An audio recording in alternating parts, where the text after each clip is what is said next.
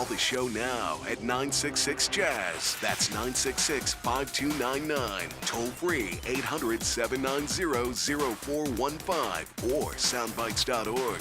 Now, alongside Steve Ray and Dave Enright, here's Nick Francesco on member-supported Jazz 90.1. Good afternoon, Mr. and Mrs. America, all the chips and the PC. It is Saturday, the 6th day of July, Anno Domini 2024, and you lucky people, you're listening to Soundbites. I'm Nick Francesco. I'm Dave Enright. And I'm Steve Ray. And it's 6 minutes after the hour. We are going to be bringing you news, views, things to choose, nothing to lose. Kick off your shoes, don't get the blues. Have you paid your dues? Here comes the news. Before we do the news, I want to say that I hope everybody had a great 4th of July. Safe one. Safe one. I hope you have as many fingers today as you had on the 3rd. They showed some stupid ones on Facebook that people were doing dumb stuff. Yep. Yeah, I saw one where the box of fireworks was too close to the firework they were launching under the tailgate of the car, and it caught that box on fire. I saw that one too, yeah. And they're going over, and they had all these kids around and people in lawn chairs to watch it, and just a massive explosion. Yep. Probably didn't do the car any good. I don't think so. I hadn't seen it once the smoke cleared. On Monday, Apple reclassified the iPhone X, first-generation HomePod, and first-generation AirPods as, and I quote, vintage products. The products appeared on Apple's vintage and obsolete products list early Monday. Products are considered vintage when Apple stops distributing them for sale more than 5 and less than 7 years ago. Apple stores and Apple-authorized service providers continue to offer repairs for vintage products for up to 2 more years, subject to parts availability. The iPhone X, announced on September 12, 2017, and released on November 3, 2017, represents a significant leap forward in Apple smartphone design and feature set. The original HomePod was announced on June 5th of 2017 and released on February 9th of 2018. It was designed to deliver high-quality audio and integrate closely with Apple's ecosystem, including Apple Music and AirPlay.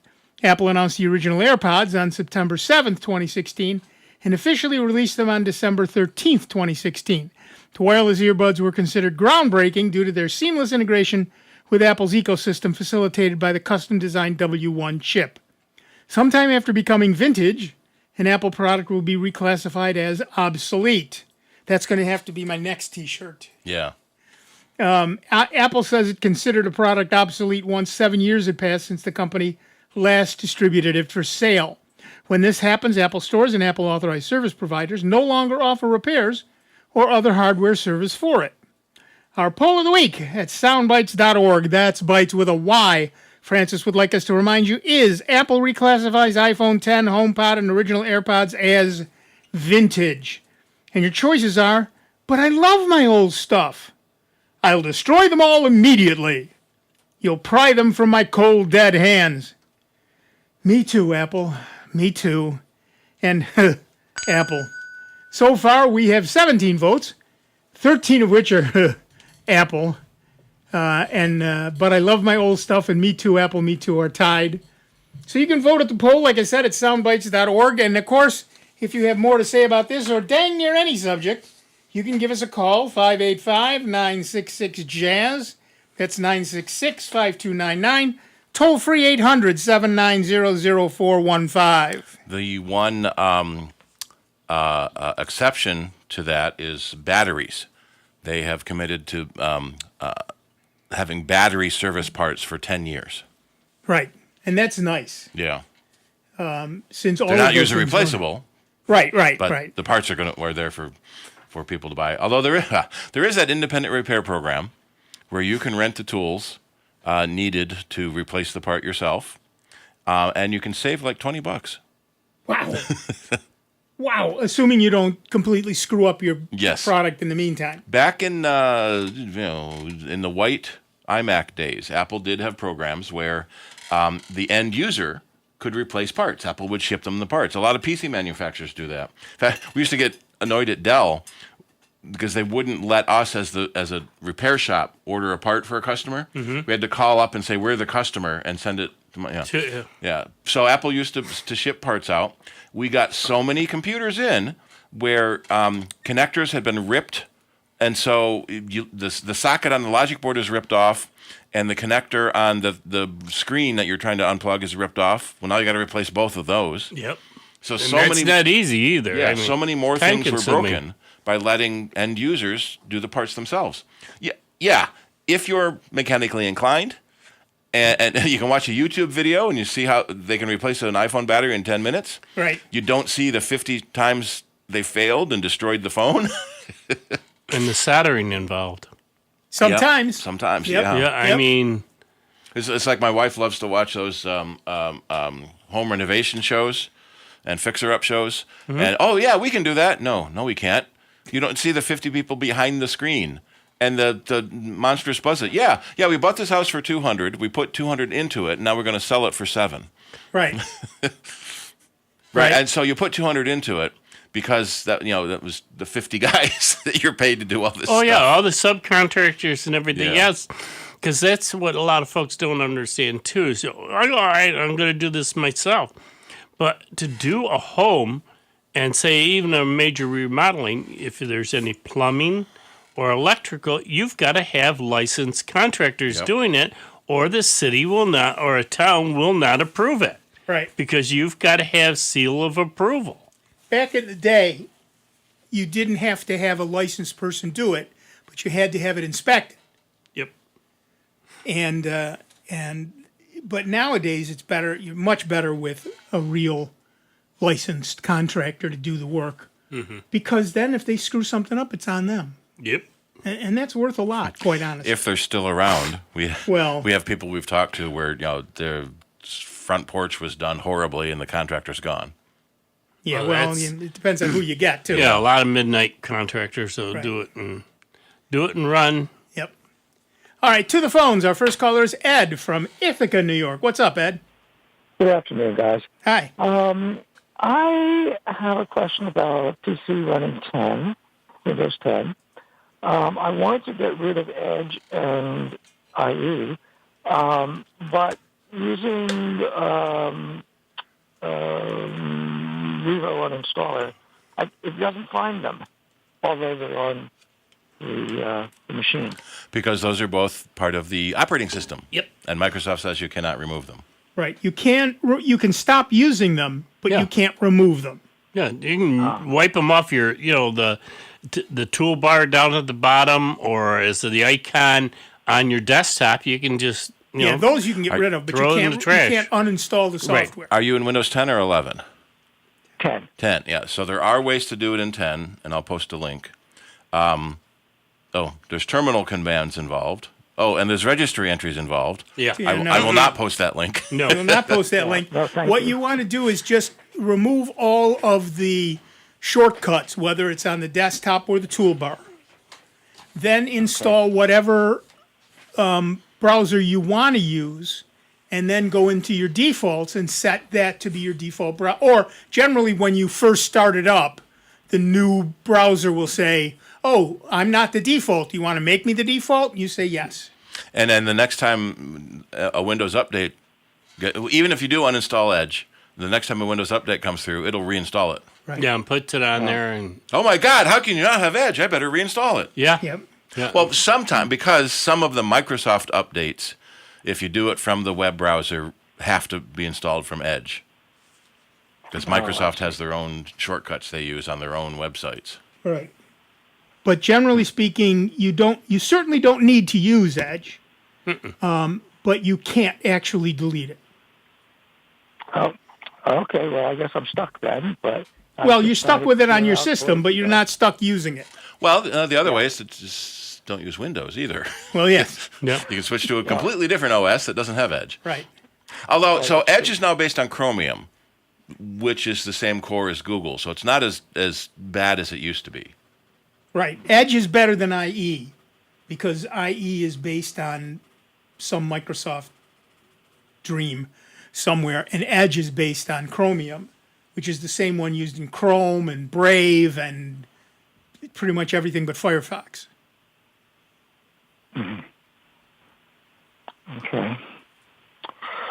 Well, Crap. What I Yeah, did right. do is running CCleaner and closing it every time because it seems to open automatically.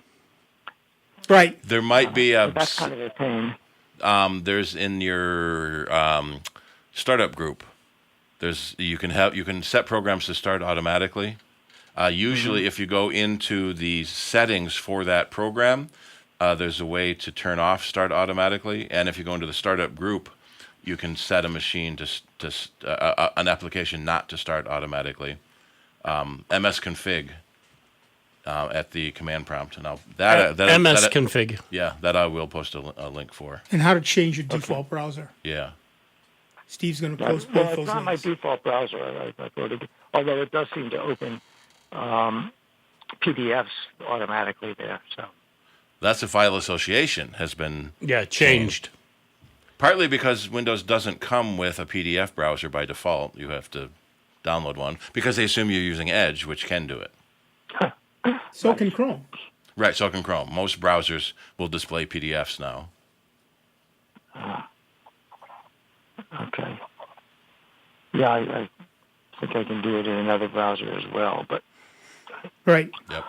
okay, well, thank you so much for your help. I appreciate you always being there. Thank you. Have fun. Okay, bye. Yep. One of the interesting things I like is that Thunderbird, if you open a PDF, it opens it directly in Thunderbird. So you don't have to have anything else to open it. One thing I just noticed is I was trying to send a file in Gmail, Yeah. and I don't know when all of a sudden Gmail changed it. It was just a small file. It was a program. It's called TimeSync, and it just syncs your computer with the world clock. And but I went ahead and used it as an attachment because I had the file down, and I was going to send it to a friend of mine. I go to do the attachment. I said, wrote a little note. Here's the file that we were talking about. Install it, and goes to put it in, and all of a sudden it says, "Nope, we're not sending this. We're blocking it. It could be dangerous. You got to have it off the Yeah. Google Drive." Was it an exe file? It was an executable file. Yeah. It might have been, yeah. It'd have to be if you could double click on it and run it, or Yeah. put it in. But Well, you even can if it's install it. Yeah, even Right. if it's a zip file, they look inside zip files too. Right. So, because that's a way that bad guys can pass out malicious software, they stop everyone from doing it. Right. So now, you have to put it up on your Google Drive and share it. I think it'll share directly if you're using Gmail, I think. Well, if I put it up there, then I can send it? Then you send a link in the email to your Google Drive. Right. What a pain in the butt. Or Bad guys are making it worse for everybody. Where did you Yeah. get it originally? And send that link. I Right. went to the actual website for that product. Yeah. In that case, send them that link. Yeah, I'm going to have to start. What the a way you're pain gonna in have the to butt. do it. Yeah, I mean, it's a big pain Yep. in the butt. The bad guys but keep it is ruining everything it is for us. safer, Yeah, and I can see that point, yeah. Yeah, and that's why they're doing it. Particularly, you know what you're doing. Maybe your friend knows what they're doing, but you don't want to get them in the habit of double clicking on stuff that comes Yeah, in the we email. always tell people don't click on attachments in email. Right. Well, what But gets then me, that means though, we got to say don't send attachments ourselves. Right. one thing that I think a lot of people are probably going to get spoofed about is, you go to some of these sites and they sit there and say, okay, you can download this program. And, it's in zip form or even exe from that particular. But before they do that, they want you to also install these driver programs and all this other bloatware Right. on your computer that all of a sudden will be annoying, and it's not the actual program. And you got to go digging to find the actual program to download because they've got all this other clutter on there that, download this, download that. And it's like, no, just give me the GD program. Yeah. I don't want all your other junk that you're trying to attach and throw on my machine and then slow it down. That's how they that's how they get you. Worse to me are the toolbars that go into Yeah. your browser. Oh, I have a friend who has never met a toolbar he didn't like, and he comes to me one day. He says, "You recommended Chromebooks, and I hate it." said, why do you hate it? He said, it's full of garbage. I thought you said it couldn't get viruses and stuff. I said, let me see it. Luckily, I had it with him. He opens it up. The entire screen was toolbars. There was one tiny little space at the bottom of the screen. I said, what are all of these? He said, they just show up. Okay. No, they don't. Okay. So, you said, you didn't say no, and so you installed them. Right. So we got rid of all the ones he didn't want, which, here's a shock, was all of them. Yeah. And he was much happier. And I taught him, don't say yes. You can skip that part. It's okay. The other part of the software, that's what a lot of folks also don't understand. Click. Yeah, they click, just click. think they have to get to the program that they want. No, those are other things, advertisements that they're trying to encourage you.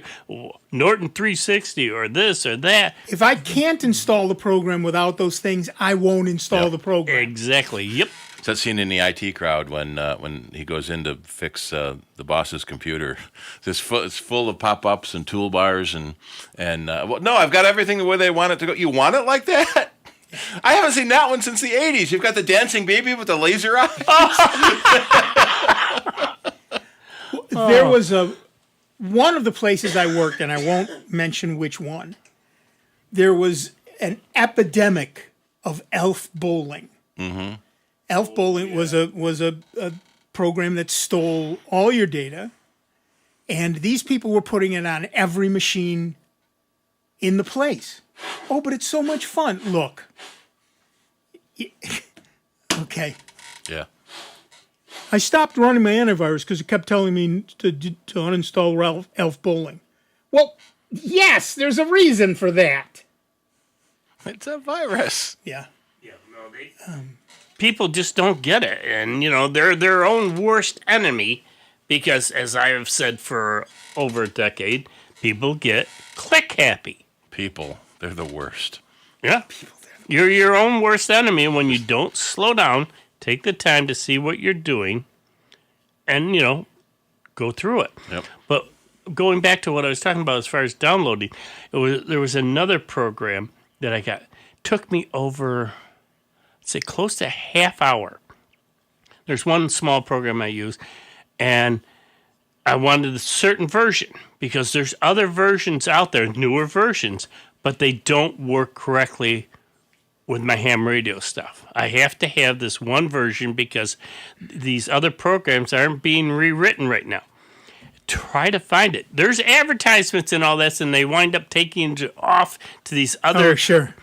And it's like, no, just give me the darn program. And I happen to finally find this one source that has all the original programs there. So... Download them all, throw them on a thumb drive, stick them in the closet. I bookmarked that page. Oh, I would download them myself and put them on a thumb drive. Yeah, I've already done that. Yeah. They might disappear in the future. Just That's in right. case I booked, I wrote that bookmark page in 6 different places. My wife, as you know, I do 3D printing. And as you also know, the full sentence is, I do 3D printing for my wife. I was going to correct you. Yeah. Yes. And there's every time she wants something, I download it immediately. And there have been times when there was something she wanted. Mm-hmm. If about 3/4 of the time I have to design and create it myself. But if it's something she found on the web, she goes and looks there first. Mm-hmm. I download it immediately. And there have been times when I went back later to read the instructions again. It's gone. Mm-hmm. It's gone. Mm. So I download everything immediately. I rarely bookmark stuff like that. I have one folder that's 3D Elaine, and it's, everything she wants is in there. And you can't. Well, especially Not everybody is us, mm-hmm. right? I mean, we've got, a couple of 100 years of old shows up on the web.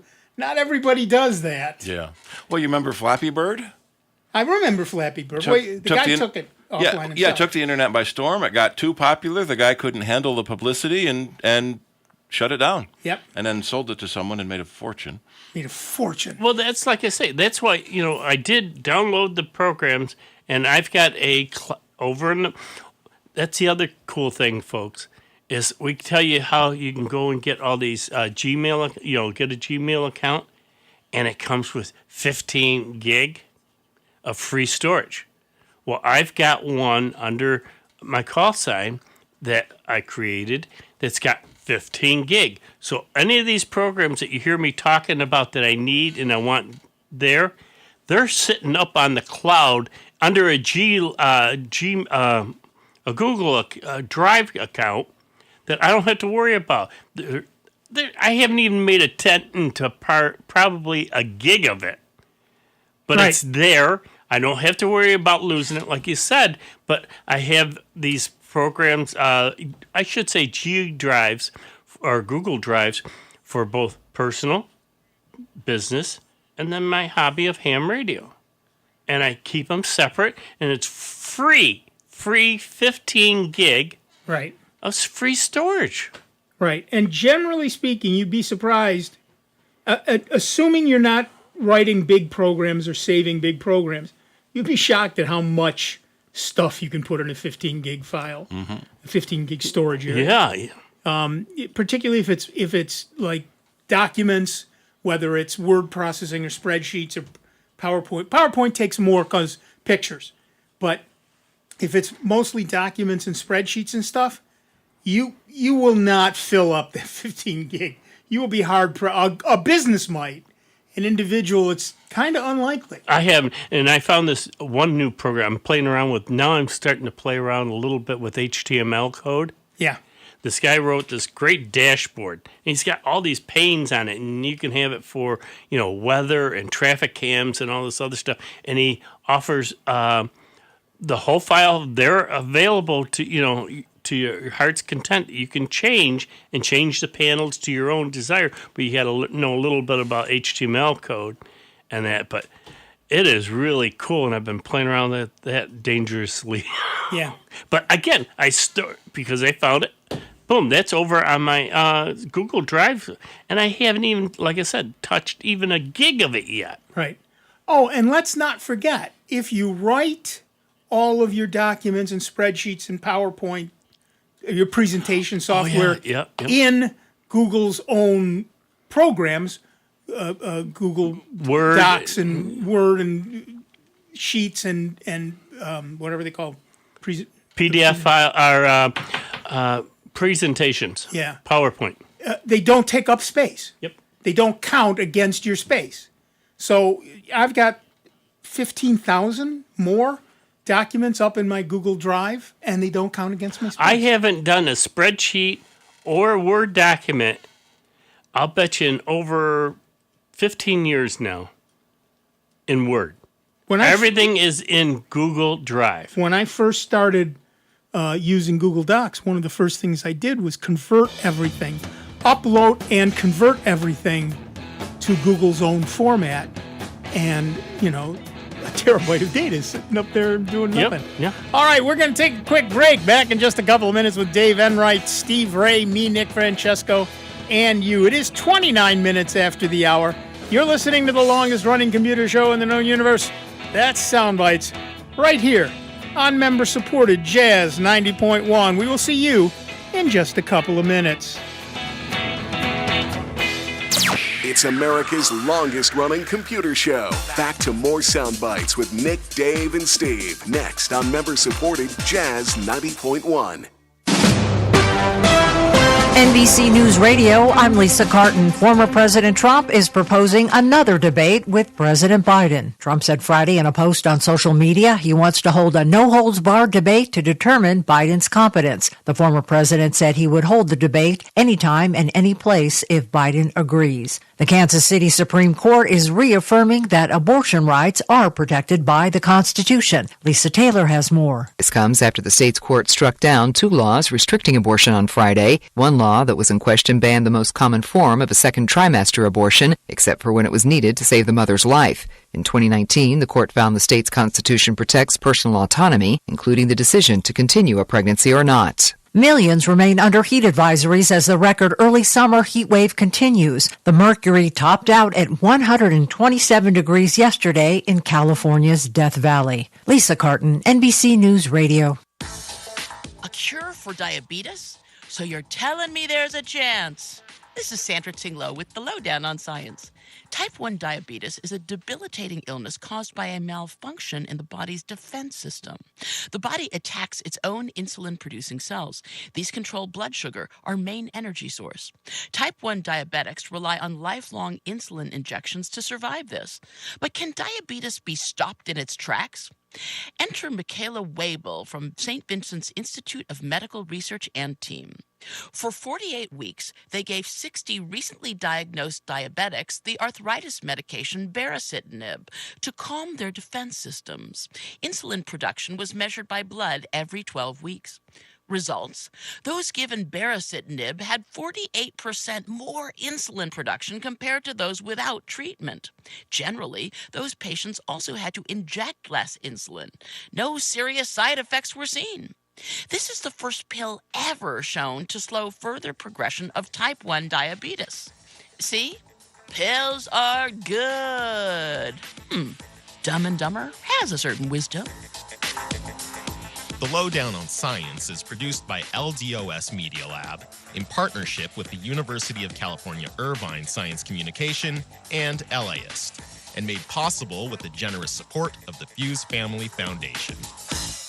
Jazz 90.1 is supported by our members and by Lifespan. Did you know June is Elder Abuse Prevention Month?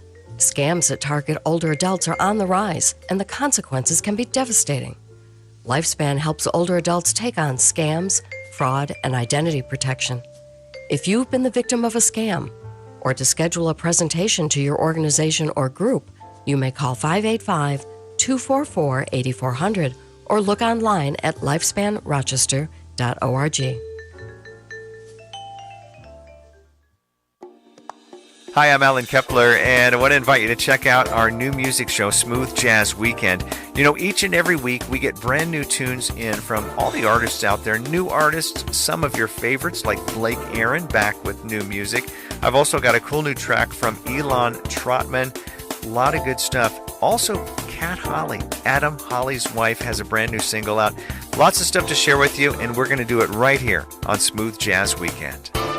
Smooth Jazz Weekend, Sunday mornings at 7 a.m. on Jazz 90.1 and at 6 p.m. on Jazz 90.1 Smooth Grooves Radio. Think about your mother, your sister, your girlfriend. 1 in 6 women is a victim of sexual assault. Now think about your father, your brother, your best friend. Men are victims too. Rape can happen to anyone. This is Christina Ricci with RAIN, encouraging you to call the National Sexual Assault Hotline to learn how to support someone you love. Call 1-800-656-HOPE or visit RAIN.org. That's RAINN.org. Brought to you by RAIN and this station. Are you thinking of adding a pet to your family? Greece Residents Assisting Stray Pets, or GRASP, is committed to reducing the number of homeless pets by placing dogs and cats into compatible, loving, permanent homes. For more information on how you can give a homeless pet a second chance through adoption, visit graspinc.org. GRASP, striving for the day when every dog and cat will live in a loving, safe, and healthy home. Here's the latest Jazz 90.1 weather forecast. Well, a mixture of clouds and sunshine today. There'll be a brief shower in spots this morning and a slight chance for an afternoon thunderstorm. Many of us are rain-free today. It'll be warm and humid, the high temperature reaching to 85. Then partly cloudy tonight, low 67. Tomorrow, partly sunny, pleasant, a bit less humid. The high tomorrow, 83. I'm meteorologist Kevin Williams on Jazz 90.1. And currently right now it's mostly cloudy, 83 out at the airport and 83 here at member-supported Jazz 90.1. This is Matt Shackelford. Join me or Rick Petrie on alternating Tuesdays from 9 to midnight on member-supported Jazz 90.1. Welcome back, everybody. I'm Nick Francesco. I'm Dave Enright. And I'm Steve Ray. And at 35 minutes after the hour, we are Soundbites. Still, and you can give us a call, 585-966-JAZZ. That's 966-5299, toll free 800-790-0415. Google has shown some love to the Android stable channel with July's security update for Android 14. Google announced the update on its product forums on Tuesday. All Pixel phones from 2021's Pixel 5a and onwards will receive this update as long as they're not enrolled in the Android beta program, because beta people already have it and went through all the pain of it not working correctly. The main point to this update is to get the patches outlined in July 2024's Android Security Bulletin out to phones. For Pixels, these will bring fixes for 8 common vulnerabilities and exposures, or CVEs, in the July 1 set, including one marked as critical. A second set of patches dated July 5th covers an additional 19 CVEs, but these are vendor-specific, so not all of them will apply to Pixel devices. In its description of the patches for the critical security vulnerability, Google explains that under certain conditions, third-party apps could bypass user prompts before the update.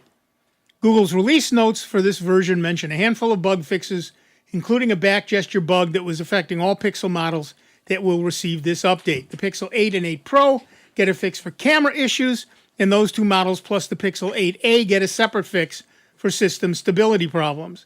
This update started hitting devices Thursday evening, though the rollout could take as long as a week depending on your carrier. For example, last month's update took, and depending on your character, maybe Google doesn't like you much. Yeah, bad guys don't get it as fast. You're a jerk, you don't get the update. Yeah. I get it. For example, last month's update took roughly 2 weeks to reach T-Mobile users and over a week to hit Pixels on Verizon's network. My Pixel 7 Pro on Verizon updated Friday morning about 2 a.m.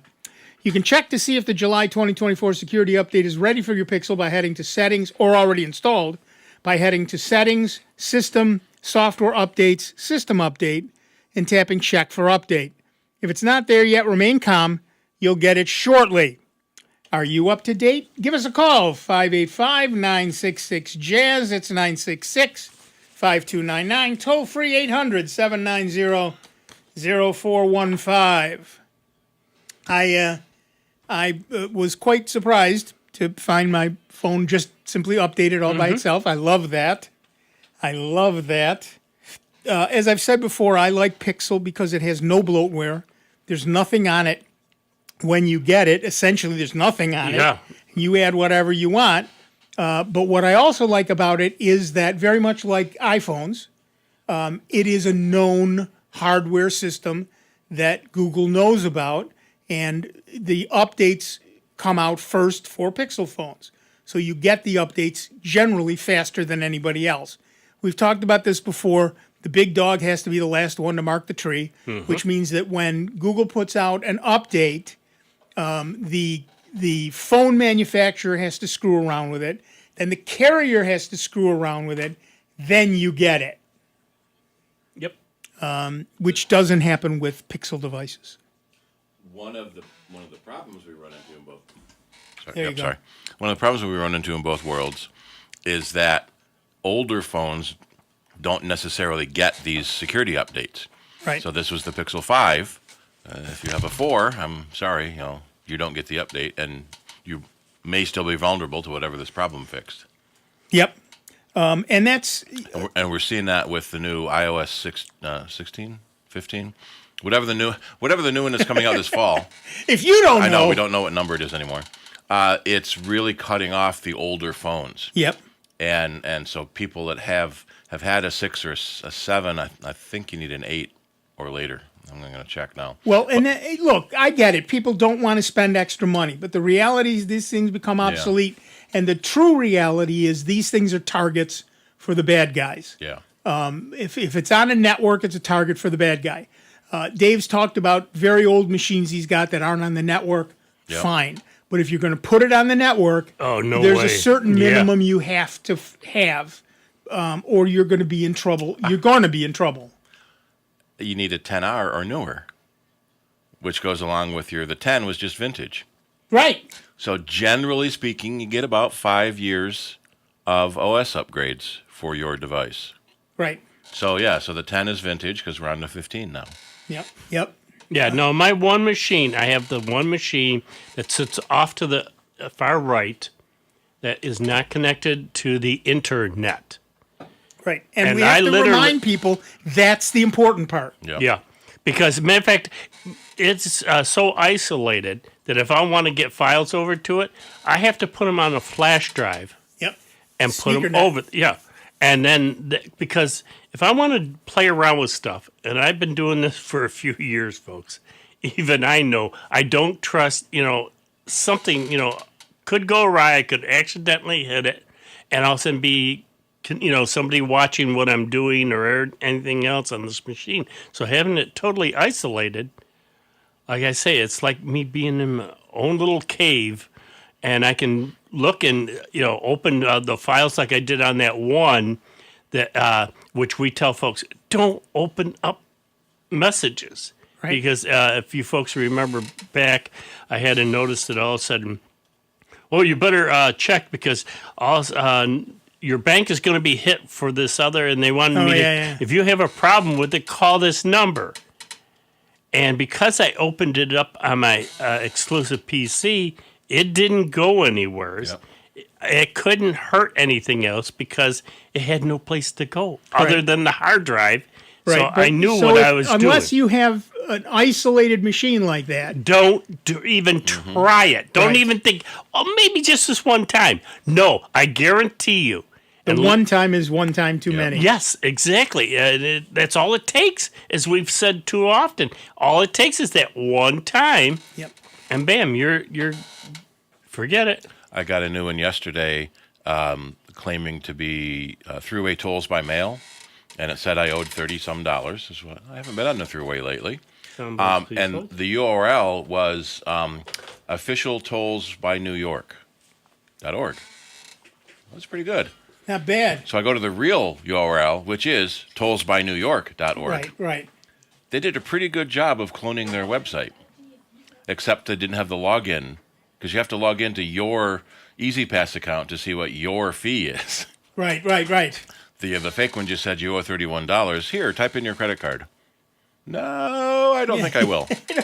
I think not. Thank you very much. And I hadn't been on the throughway in a couple of weeks, except for last night. We went on the throughway. I almost got caught by that because every once in a while, my daughter comes and steals my. I probably shouldn't say this out loud on the air. My daughter steals, those little things you buy. Yeah, the EasyPass. The EasyPass reader. She steals mine, and takes it to go to Buffalo to see some people. Yeah. And so she's. So when I get one of those, the first thing I do is call her. Yep. Did you steal my EasyPass again? No? Okay, this is fake. Yep. Well, I get confused. You get on, so we get on the throughway at Victor. Yeah. And when you're getting toward where Canandaigua, there used to be the readers. So now they've got the big overhead readers and the lights and whatnot, but there's a big sign there that says no EasyPass. Call this phone number. Right. And then we get off in Manchester and it says EasyPass or call this phone number. Right. So is the first sign missing an or can you not use EasyPass at that thing? And so they scan there's cameras that scans your license plate. Right. And it gets deducted from your EasyPass account because it goes through your license plate number. But I can't imagine that's easier or better than EasyPass. Yeah. I don't understand that at all. Well, because you used to have to slow down enough for the EasyPass to power up, send your code, and then read it, and then you could pass through. Right. But now you take these new readers at full speed. Right. All right. Before we go to the phones, I got to jump in here. It's just Brian. It's just Brian. Go ahead, take your time. Well, Sandy Nichols, matter of fact, I'm sure she's back in the car right now and can hear us. I want to say thank you very much to her. Sandy just dropped off these tapes, and there's a bunch of them, and she goes... actual tapes. Yeah, actual tapes. Don Nicholson, a loyal listener and supporter. She was married to him for 60 years, died on June 18th, 2024, at the age of 81. At the age of 81. I buried him in his Sound Bytes t-shirt. Oh, how sweet. She has got a boatload of 8-track cassette tapes. Not 8-track. They're cassette tapes. Cassette. Thank you. I lose. You're old. Yeah. That'd be cool if they were 8-track. Unreadable if they were 8 tracks. Yeah. I don't have a Reel to reel. Yeah. She asked me to please hand these over to you, Nick, to add to our archives. These are back from 89. Wow. Those are early. There's a bunch of them there. And Steve, she also, for you, since you're into the flying,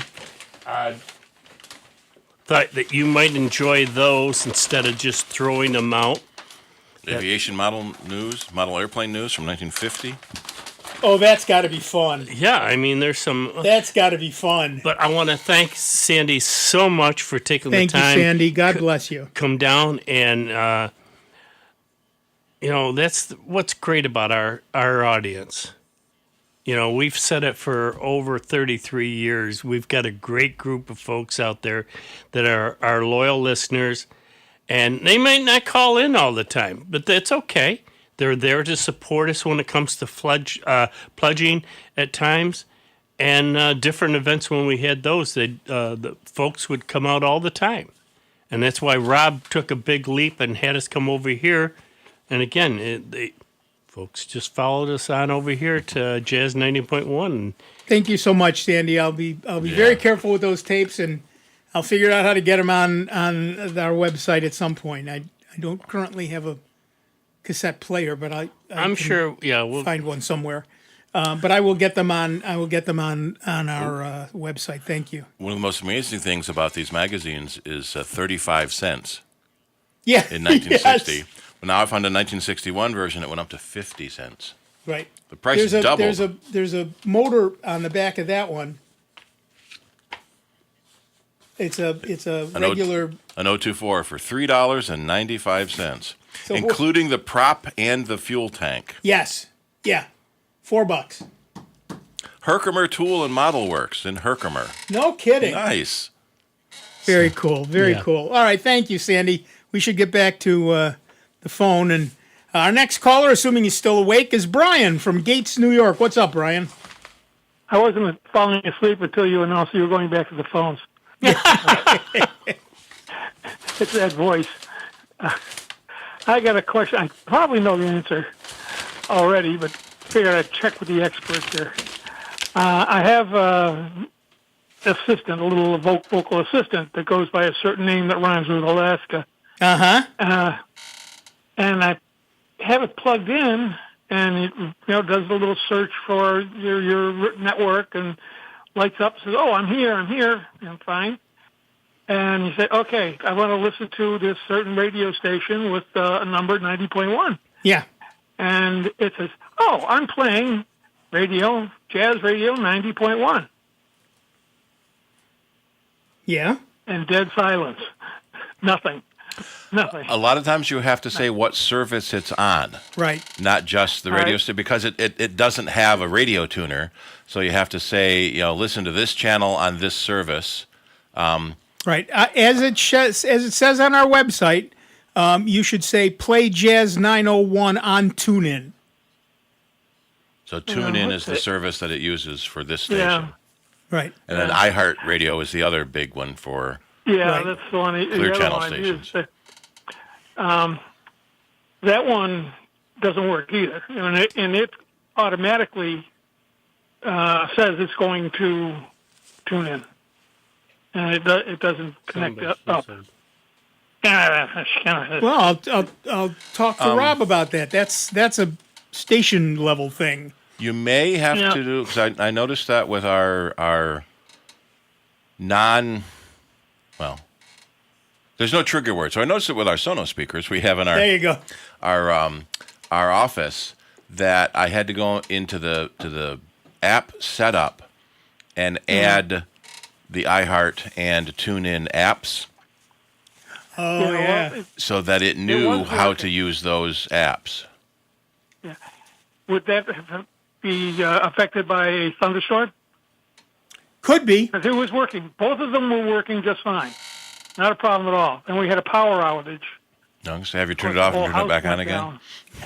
Well, the power outage did that. Yeah. Yeah, I would go into the app and see if TuneIn is listed as one of the available services. Yeah. The other thing was there's talk about upgrading the basic puck, as I call it. Is that really going to happen? Is it worthwhile waiting for? Good, upgrade. You mean the operating system for the phone? No, for the reader, for the Alexa reader. Oh, they're talking about doing that, and there's nothing you need to do except wait for it. If you know, they'll get they do little updates as time goes on, so that's not a problem. There's also hardware updates with new generation models every year. Right. If you're talking about a hardware update, then it depends on what features you particularly care for. Right. You know, for example, I have an Android device that has a clock in it. I really like that. Yep. Mm-hmm. So I got that model. You know, but you may not care for that. So right. So if I do, everybody turn off your assistant. Alexa, play 90.1. Play Jazz 90.1. Play Jazz 90.1. That's it. Ed. Yeah, but it's not. You don't play 90.1. You say play Jazz 901 on TuneIn. All right. Play 90.1. You say play Jazz 901. Let's see if it triggered to you. Play 90.1. 901. 901 on TuneIn. Play Jazz 901 on TuneIn. Alexa, play Jazz 901 on TuneIn. Jazz 90.1 for TuneIn. I heard a beep, so it's trying to do something. Yeah. I would say it does sound like the connection between the device and the service isn't there. So if you go into the Amazon controlling app and make sure the service is enabled, or the skill, what is it? The skill you have to add. It's a skill, and I don't see anything here that says TuneIn's not working. Okay. So it should work. Famous last words. Theoretically. If it doesn't work, it has become it's what it looks like. It has become a puck. Well, exactly. Deal with it afterwards. All right, gentlemen. I see you're coming up on your favorite time of the show. Yes, it is. Have a good time. All right, thanks. Talk to you later. Thanks. Bye-bye. Bye. Yeah, it gets a little finicky at times, and I get that. So pay attention to what it needs to say. You can find and that works, by the way, for any smart speaker, theoretically. So Steve should be able to do it on his device, which starts with an S. I got to go through the ad first. You got to go through the ad. Always go through the ad. That's important. But yeah. All right. I think we got enough time for one more call. Roger from Webster. What's up, Roger? First off, I went back and was able to make a contribution after I emailed you. Excellent. Thank you.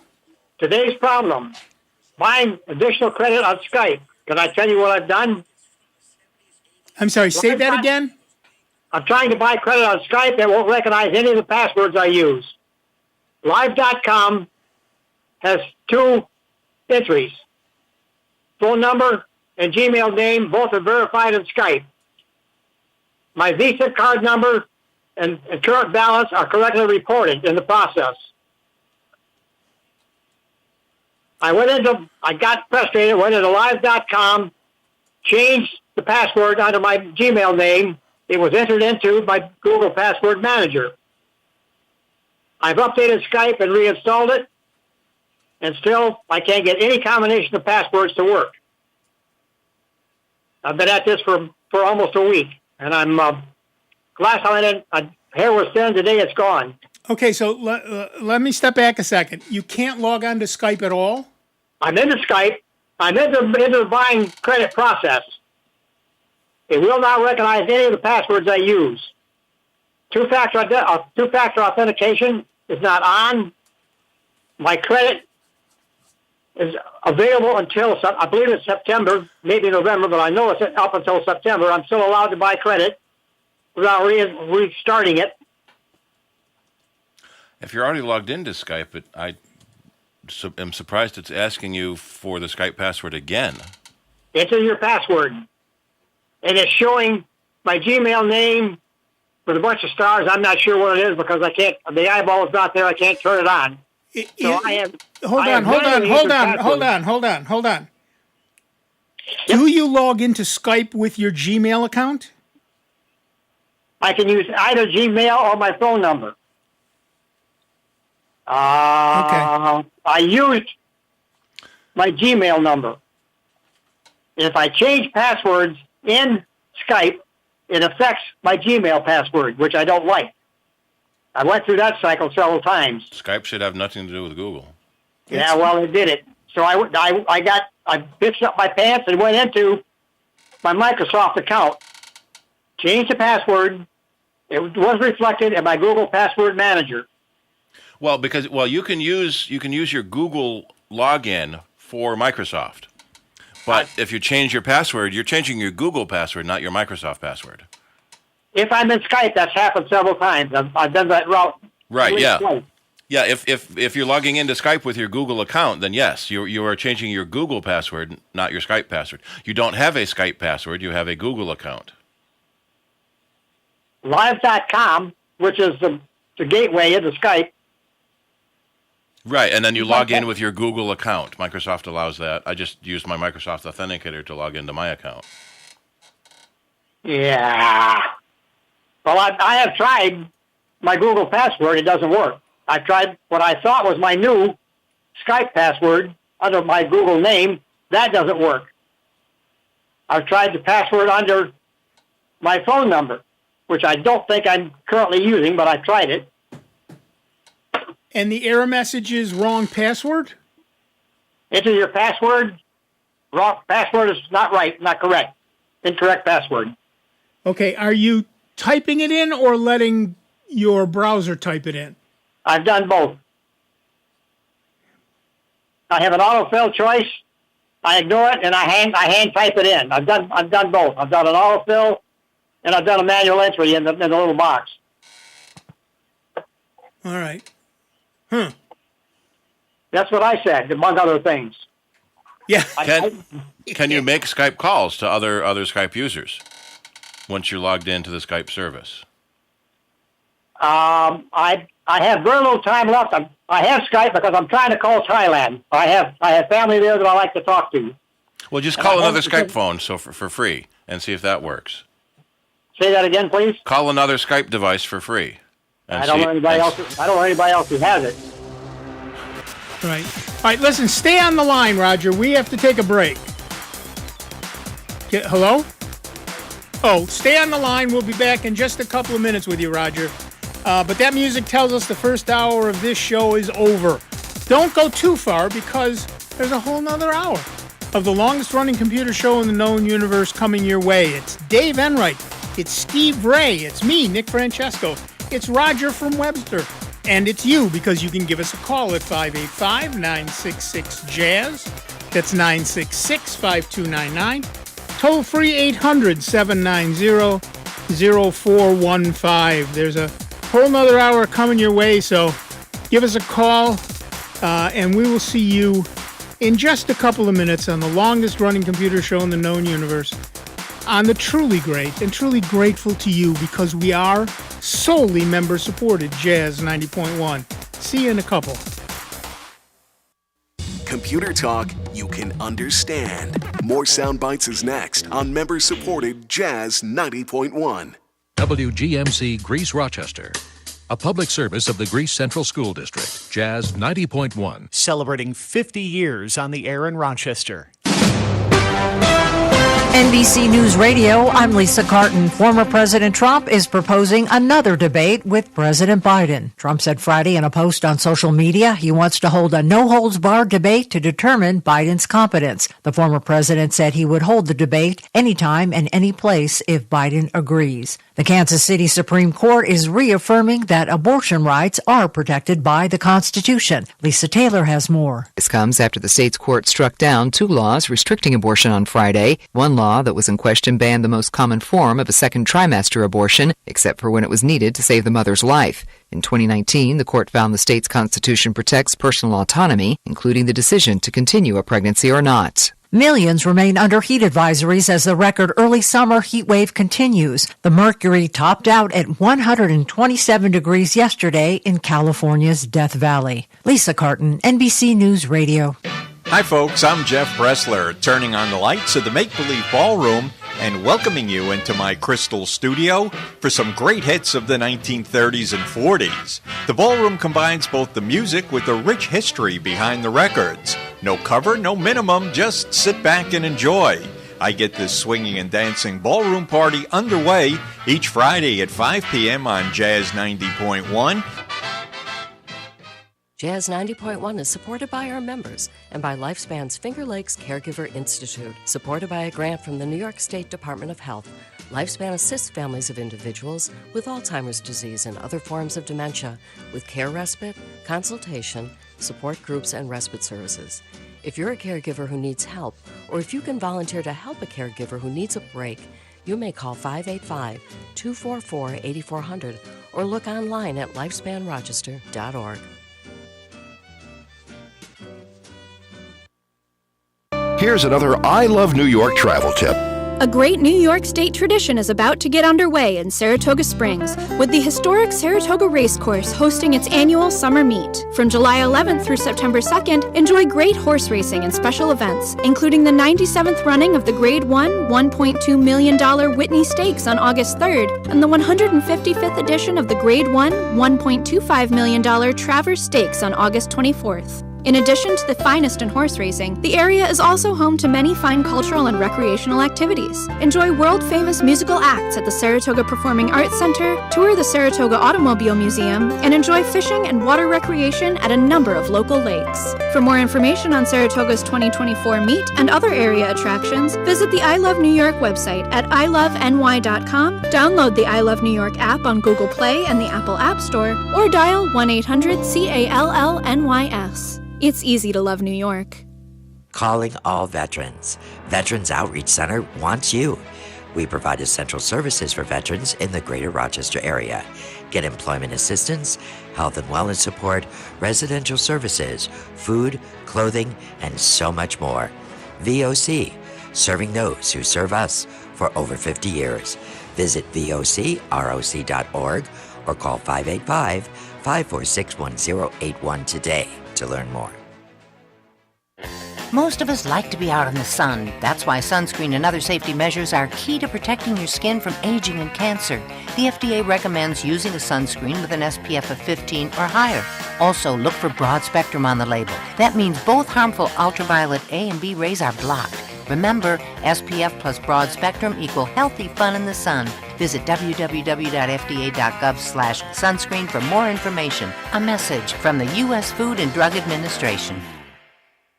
We are Lions International, the world's largest service organization. We are volunteers committed to strengthening our communities and supporting those in need, one act of kindness at a time.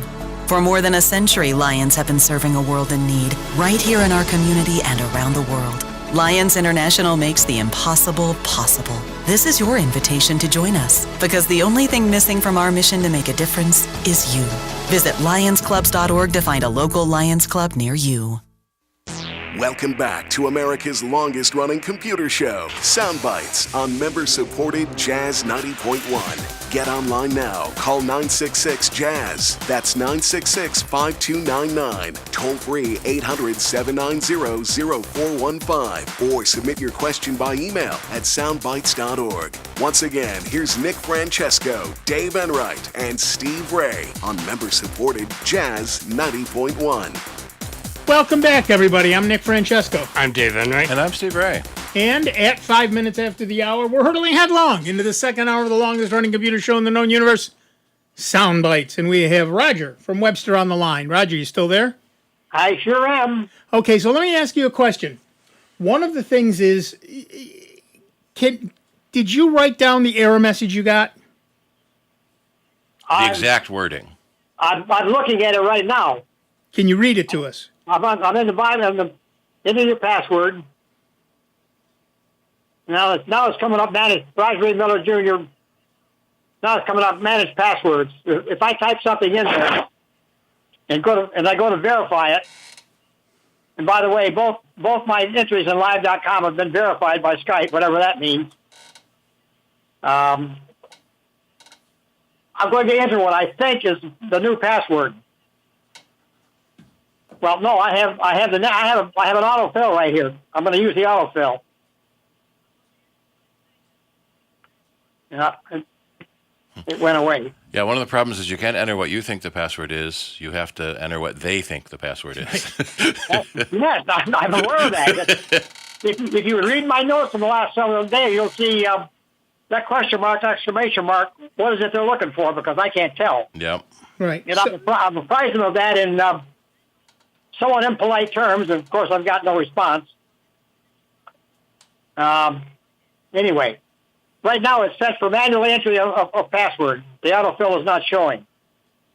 All right, so if you type in your password, what error message do you get? I'm typing with my fat fingers, which is also a problem.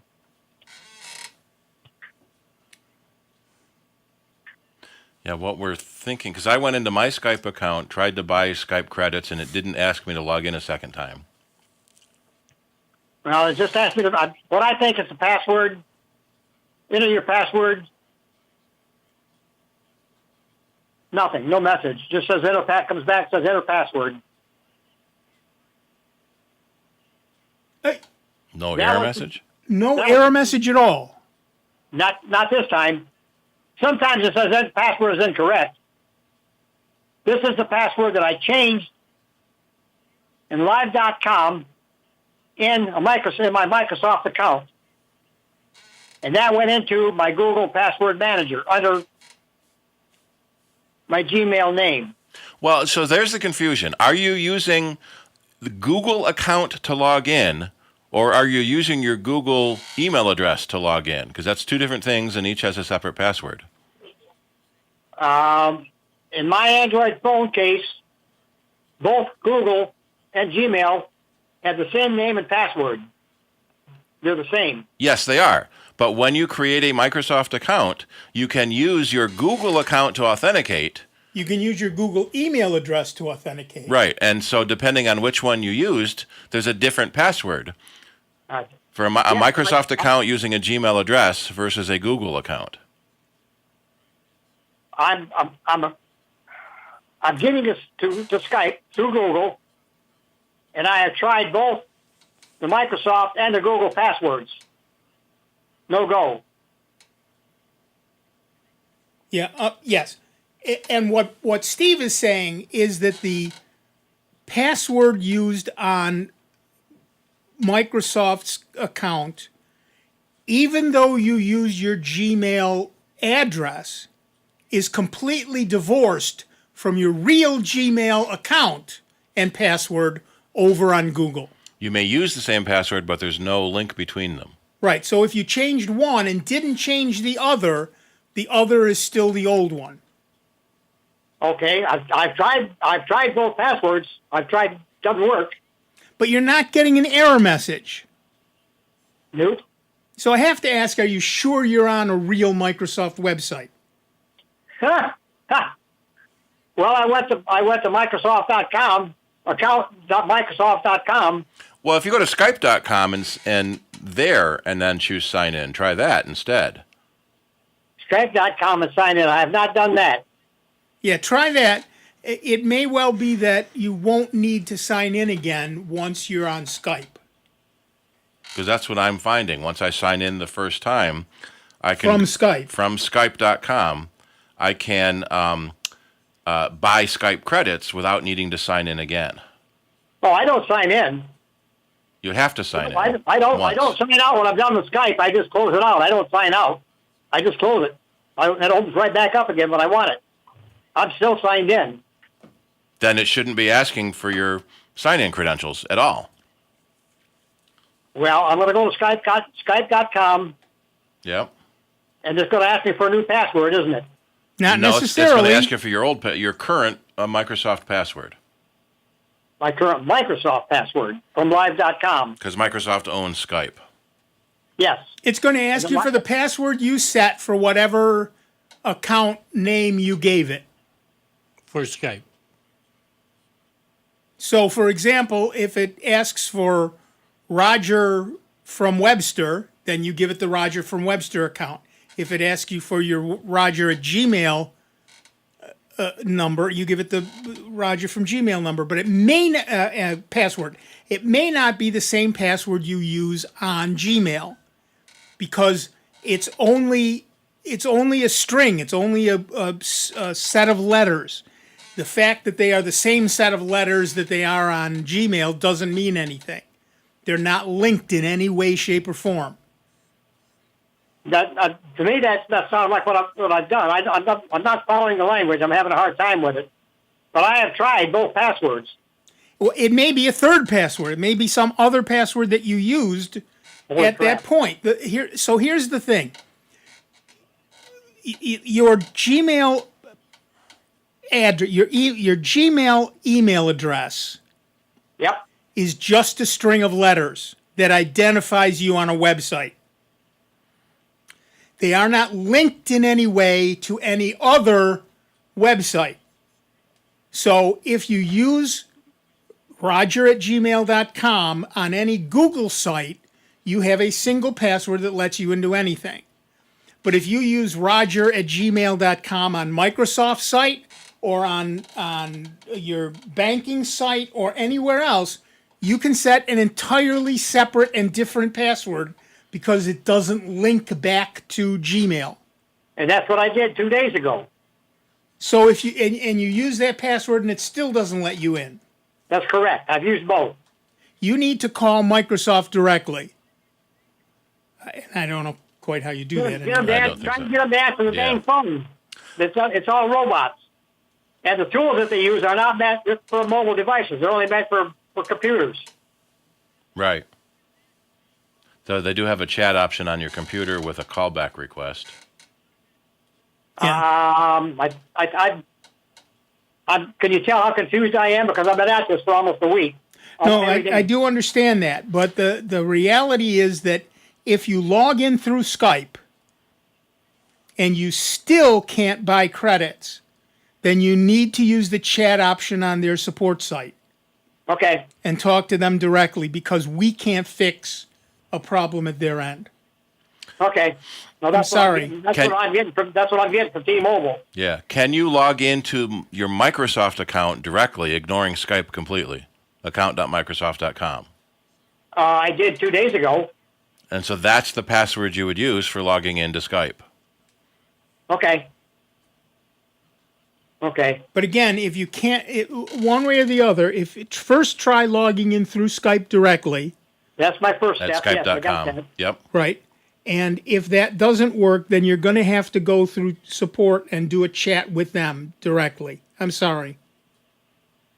You? Yeah. No. Okay.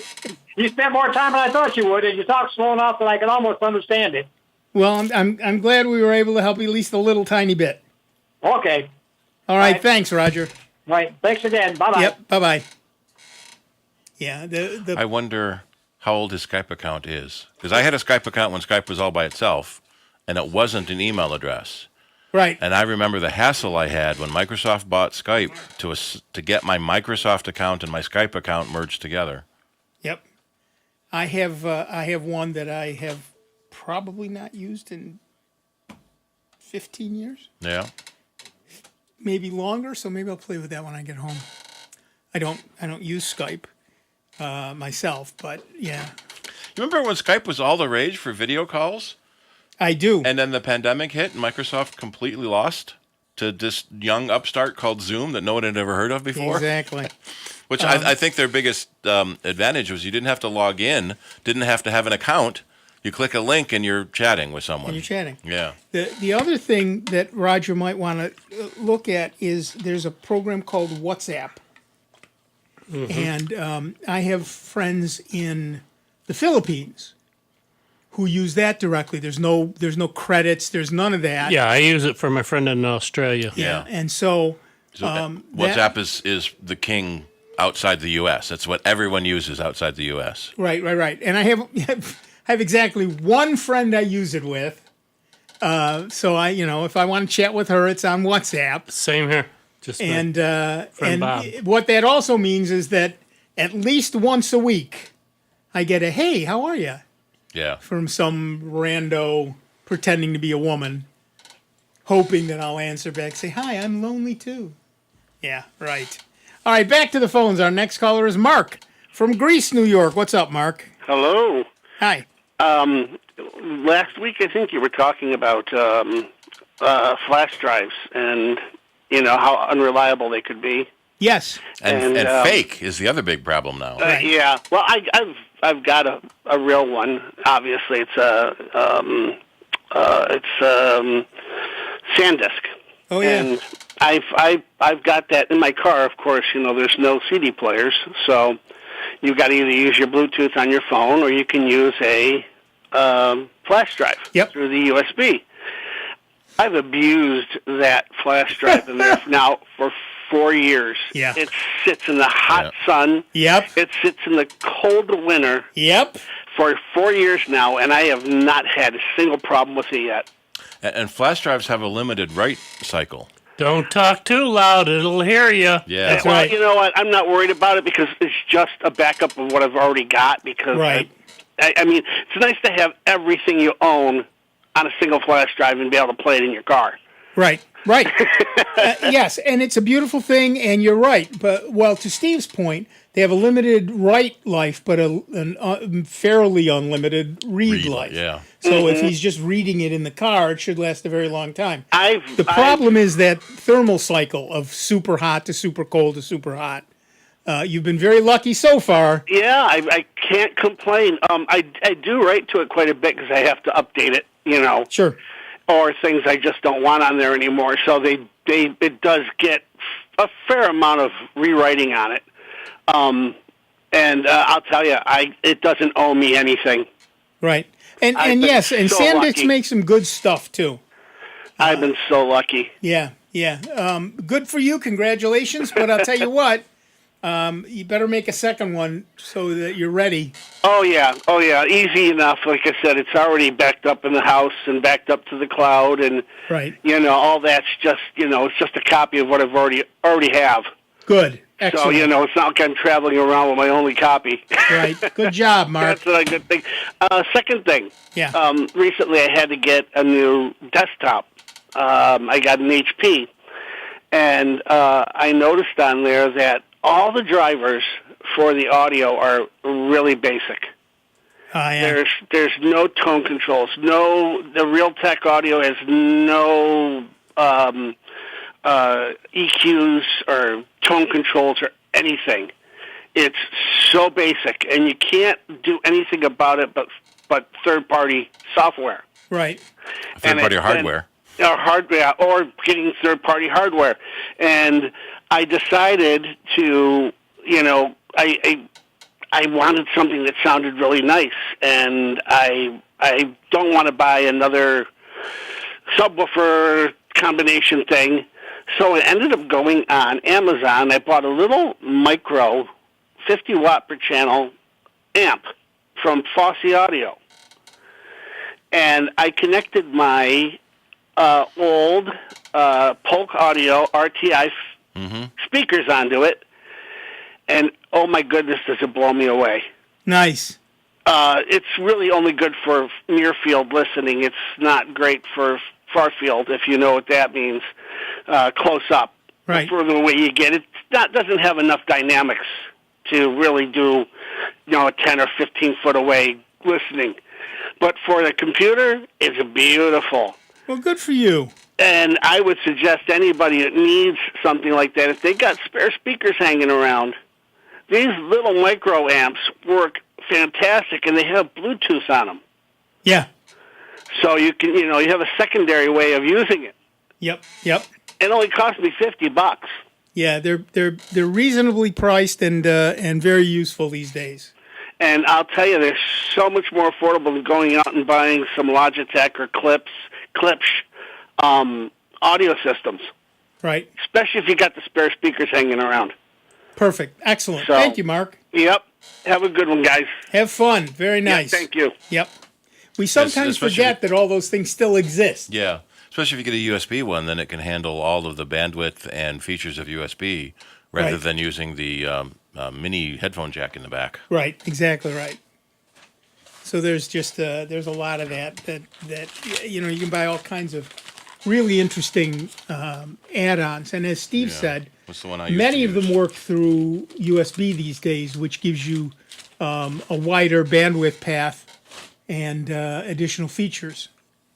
And then, you know, you can easily grab the right driver for it, and that gives you all the EQ and all the stuff that you might be more interested in. Steve's got... Yeah, I've got a Behringer one that then I just replaced with this $20 USB to quarter inch.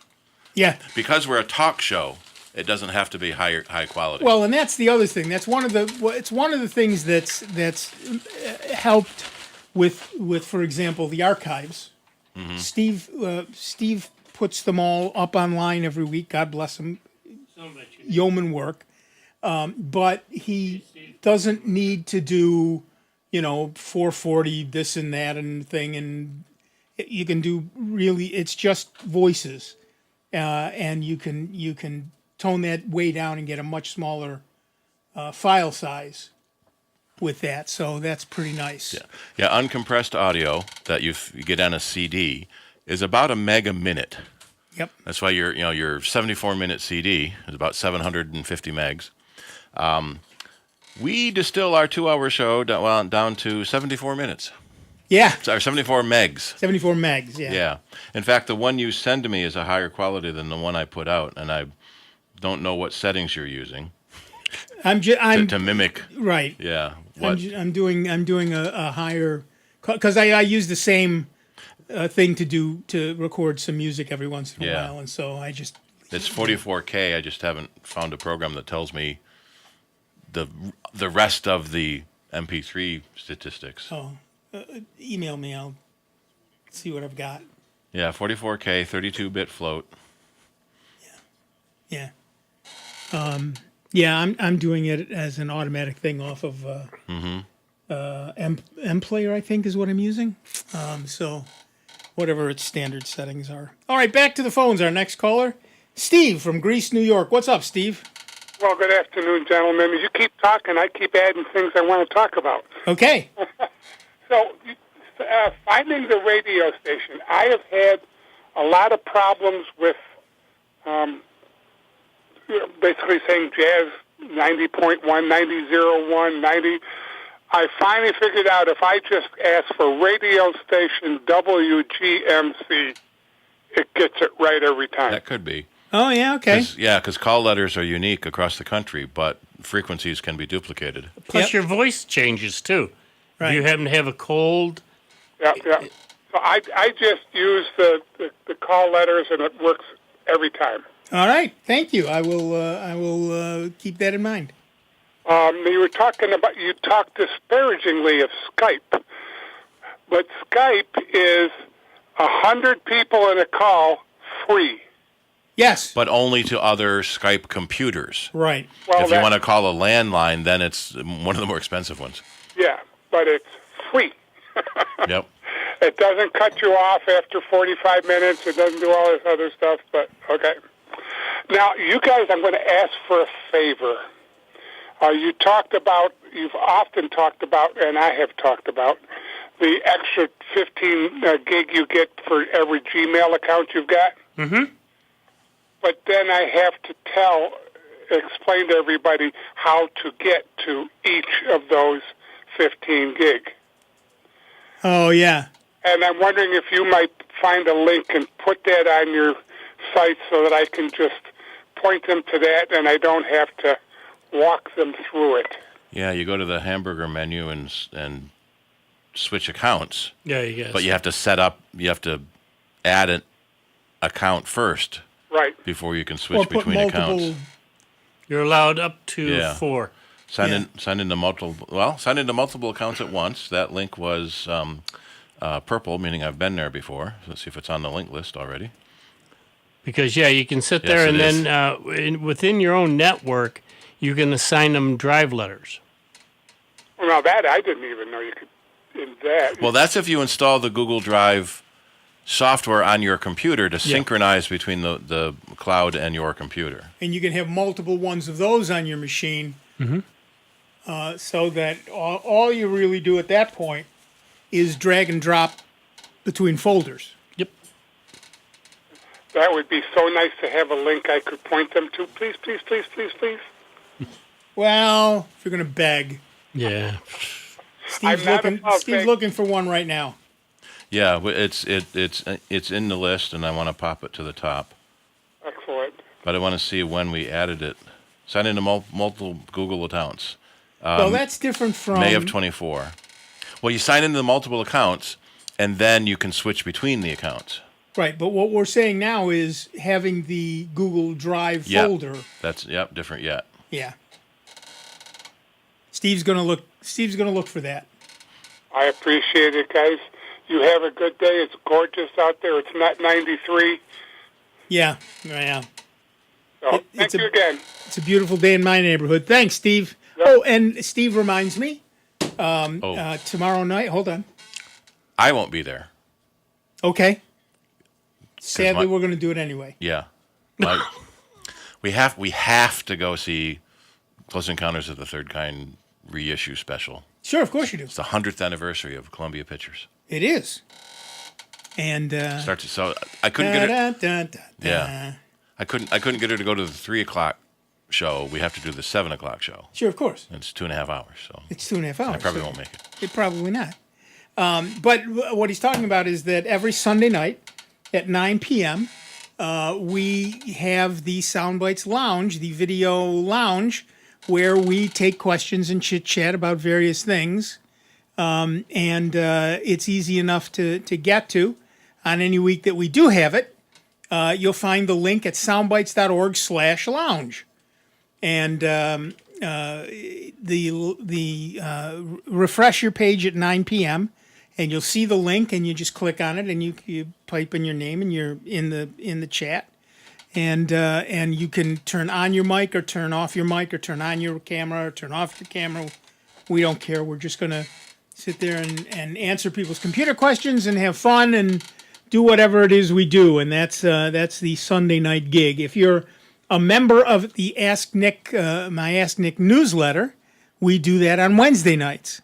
So if you have a question there and you're a member of Ask Nick, you can ask those there. Limitation: you're only allowed 4 Google accounts at a time on your desktop drive. Yeah, that's what he said. Yeah, you can have as many accounts as you want, but only 4 at a time. Yeah, that's what I said. 4. I've got 4 different drive letters. But that's pretty nice. Yeah. Still, 4 is better than none. I mean, 15 times 4. Like I say, I have one personal one for business, and then one for my ham radio. That is plenty enough. That is in total 60 gigs. Yeah. That should be enough for a lot of stuff anyway. There was a company years ago, I should see if they still exist, that took all of the 1 and 2 gig free you got from all the different cloud providers, merged it all together to give you a single 100 gig or whatever it was when they all added up. Nice. All right, we're going to take a quick break, but we'll be back in just a couple of minutes with Dave Enright, with Steve Ray, with me, Nick Francesco, and with you. It's 29 minutes after the hour. You're listening to the longest-running computer show in the known universe. That's Soundbites, right here on the truly grateful to you that we are member-supported Jazz 90.1. We will see you on the other side, so don't forget to come back. Online 24 hours a day, 7 days a week at soundbites.org. More with Nick Francesco, Dave Enright, and Steve Ray next on member-supported Jazz 90.1. NBC News Radio, I'm Lisa Carton. A fifth House Democrat is calling on President Biden to drop out of the 2024 race. Minnesota Representative Angie Craig praised Biden's decades of service to the nation, but in a post on social media Saturday, she noted the president's poor debate performance among other issues. However, she believes it's time for a new generation of leaders to step forward. California Governor Gavin Newsom is campaigning for President Biden in Pennsylvania today. Newsom is taking part in a rally in Bucks County in an effort to boost Democratic support in the critical swing county. The Kansas Supreme Court is reaffirming that abortion rights are protected by the Constitution. Lisa Taylor has more. This comes after the state's court struck down 2 laws restricting abortion on Friday. One law that was in question banned the most common form of a second trimester abortion, except for when it was needed to save the mother's life. In 2019, the court found the state's constitution protects personal autonomy. Lisa Carton, NBC News Radio. Add some flavor and fragrance to your garden, meals, beverages, and garden parties with homegrown herbs. Whether growing in a container, mixed amongst flowers and vegetables, or in a garden of their own, you'll enjoy an herbal addition to the landscape. Hi, I'm Melinda Myers, horticulturist and gardening expert. Start by growing herbs you like to use for cooking, flavoring beverages, in dried arrangements, or potpourris. Most herbs prefer full sun and well-drained soil, but always check the tag to make sure to place the plants you select in the proper growing location. Water new plantings often enough to keep the top few inches of soil moist. Once the plants are established, water plants thoroughly when the top few inches of soil are crumbly and just slightly moist. Check container plantings daily and water as needed. Harvest a few leaves and stems as needed throughout the growing season. Regular harvesting encourages more growth for future harvest. Check out our website for this and other gardening tips. Jazz 90.1 is supported in part by Summit Responsible Solutions, a manufacturer of organic, all-natural mosquito control products under the Mosquito Dunks brand name. Mosquito Dunks can be used in ponds, bird baths, rain barrels, or wherever water collects. Non-toxic to people, pets, fish, birds, and other wildlife, Mosquito Dunks are available at local and national garden centers everywhere. Information on how to control mosquitoes can be found at summitresponsibleSolutions.com. Jazz 90.1 is supported in part by our members and by animal repellent Plant Skid. It's organic and safe for use on fruits and vegetable gardens, as well as trees, shrubs, and flowers. Plant Skid uses odors associated with predators, encouraging animals like deer, rabbits, bulls, elk, moose, chipmunks, and squirrels to dine elsewhere. Information on how to protect plants from animal damage can be found at plantskydd.com. That's plantskid.com. Right now, our country feels divided, but there's a place where people are coming together. I was nervous to talk to someone so different than me. Me too. Love Has No Labels and One Small Step are helping people with different political views, beliefs, and experiences connect through conversation, and it feels good. This conversation gives me hope. It gives me a lot of hope, too. Take a step toward bringing our country and your community together. Start a conversation at lovehasnolabels.com/onesmallstep. A message from StoryCorps, Love Has No Labels, and the Ad Council. Here's the latest Jazz 90.1 weather forecast. Well, a mixture of clouds and sunshine today. There'll be a brief shower in spots this morning and a slight chance for an afternoon thunderstorm. Many of us are rain-free today. It'll be warm and humid, the high temperature reaching to 85. Then partly cloudy tonight, low 67. Tomorrow, partly sunny, pleasant, a bit less humid. The high tomorrow, 83. I'm meteorologist Kevin Williams on Jazz 90.1. And currently right now, we've got partly cloudy skies, 81 degrees out at the airport, and 85 here at member-supported Jazz 90.1. Hi, this is Kim Corcoran, the host of Two on the Aisle, 2 hours of Broadway at its best. Today from 3 to 5 p.m. I hope you'll join me, because I'm saving you a seat here on member-supported Jazz 90.1. Welcome back, everybody. I'm Nick Francesco. I'm Dave Enright. And I'm Steve Ray. And at 34 minutes after the hour, we are SoundBytes. And Brian, if you're still listening, and of course you are, because why wouldn't you be, try asking your Alaska to play WGMC, which are the station call letters, and let us know if that works for you. Play radio station WGMC, maybe. Maybe. Maybe. All right, here we go. Which one of these do I want to read? Yeah, Google Pixel 6. Google Pixel 6 users are dealing with a new software hiccup that's causing some serious headaches. During a factory reset, Some phones are hitting a critical error, turning them into fancy paperweights. Some Pixel 6 owners have reported on Google support forums that their phones became bricked after a factory reset. Google is aware of the problem and is looking into it, as per a comment on the forums. In the forum thread, Pixel 6 users reported that after they tried to reset their devices, the phones failed to boot up properly and instead showed an error message, "Cannot load Android system. Your data may be corrupt. If you continue to get this message, you may need to perform a factory data reset and erase all user data stored on this device." When users encounter the error message, they're given the option to try again, but this attempt often proves futile. Additional factory reset attempts may bring up even more alarming messages, such as missing a critical file named tune2fs or failing to enable ext4 verify, both essential for the phone's file system integrity. The reference to tune2fs hints at deeper issues within the system tools managing the phone's storage. It looks like this isn't just a one-time glitch. Many Reddit users are also reporting their Pixel 6 phones getting bricked after factory resets. Even Google's recovery tools aren't able to fix the problem. Do you have a Pixel 6? Don't do a factory reset and give us a call. 585-966-JAZZ. That's 966-5299. Toll free 800-790-0415. Is that the 6 or the 6A included? It doesn't say that. It just says 6. 6. I got a 6A. And 6 only came out in 2021. That's not that long ago. No. But they are having some sort of issue with the software underneath. Maybe it's a hardware issue. Maybe it's a software issue. If it's a hardware issue, certainly won't also show up on the 6A. Yeah.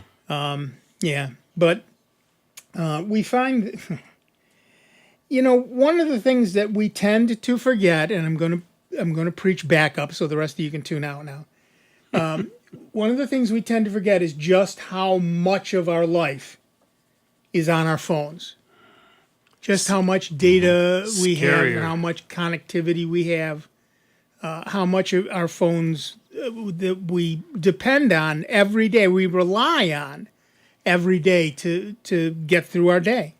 And ask yourself, when was the last time you backed it up? Now, if your data are all in Google programs, if you're talking about, for example, your pictures and your contacts, and that stuff, emails, you might well have them set up to be saved in the cloud, for which, great, you win. And we've talked many times about if you have a Pixel phone, you get unlimited photo storage on Google Photos. If you don't have one of those, and you do have Amazon Prime, then you have unlimited photo storage on Amazon. You should be taking advantage of that. Start it up on your phone, get it connected on your phone, and depending on how many files you have on your phone, how many pictures you have on your phone, it may take quite a while to do the backup. Depends on how many files you have and how fast your connection is. But once they're backed up, every new photo will be backed up automatically, and you have them permanently on Google, on Amazon Photos. And so now you have at least two places, right? You've got it on your phone itself and on Google Photos or on Amazon Photos, or both. And then you've got three choices. And if you've downloaded them also to your computer, you've got them in 3 or 4 places, which is more ideal. So be aware of that, and be aware of all the things you have on your phone, and do you have them all properly backed up, and do you have them in a safe place other than on your phone? Because phones, man, we sling our phones around, we drop them, we lose them, we drop them in water, a million things happen to them. If that's your only copy of those data, you're screwed. Big time. All right, back to the phones. Our next caller is James from Rochester, New York. What's up, James? James, you there? Hello, James. No, James. Sorry. Sorry, James. Call back. Hold on. Yeah, we James have. Gonna push some buttons. James? Yeah, hold on. Is that James again? All right. We'll see. See if we get James back. James, you there? No, he is not. All right, I don't know what's going on, James, but sorry. Sorry. Yeah, I'm hearing him, and I transferred it over, but something's going on with the system. It kind of sounds like you hang up on him when you put him on hold to move him into the soundboard. So maybe don't hang up, even if it sounds like you're getting hung up on, because we got to transfer you.